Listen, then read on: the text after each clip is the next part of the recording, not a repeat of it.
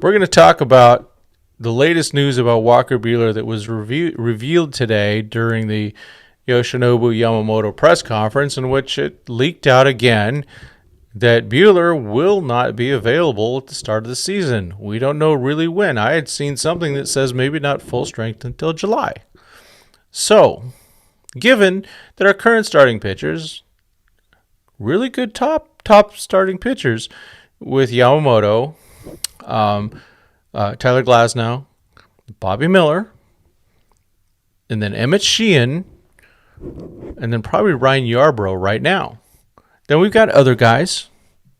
We went over that last week. We talked about some pitchers in the minors: Gavin Stone, Michael Grove, Kyle Hurt, Landon Knack, Nick Frasso, and River Ryan.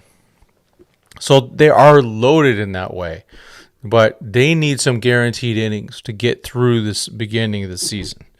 Last year, things went south very fast. They got so bad they had to trade for Lance Lynn. And Lance Lynn, that was actually a really underrated move. I know you guys are going to go, what? But he gave up 50 million home runs, and he just gave up another one. That joke will never get old. But what happened was he filled the innings that were missing because everyone was hurt. So it seems that the staff will be healthier this year. But you notice I didn't mention Dustin May or Tony Gonsolin. I don't expect them to be starting any games next year. And with Buehler out for a bit, or at least innings limited, they need somebody.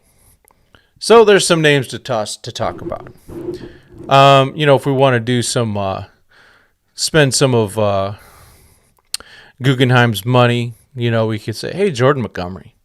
I don't think that's happening, folks. I think that ship has sailed. I would have liked it. And then we could talk about Mr. Imanaga. But again, that's going to be $20 million a year. $20 million for 5 years is one of the projections out there. There was a rumor started by my guy Joseph Kim. Not started, but reported. Sorry, he didn't start it. He reported that Hyun-Jin Ryu might be available, might be tacking back to the Dodgers a little bit. But we know he's got a history of being broken. And we'll talk about this later. We saw the Shane Bieber rumors. What about Marcus Stroman? Sean Manaea? I kind of like that guy. If they could figure that one out.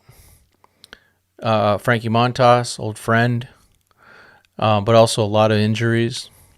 If you want someone healthy, he's just old Zach Greinke. And throws, probably not even 88 anymore. But he can eat some innings. But then and he's still my number one target for this purpose. Not that he's great, but he's someone that we can count on to throw a lot of innings. And that is Lucas Giolito. I still think that's the best one.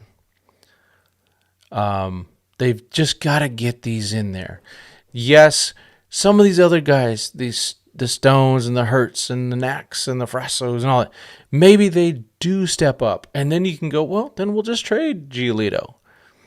But I think they need to have a lot of good pitchers in the arsenal, ready to go to throw out a lot of innings of just healthy innings.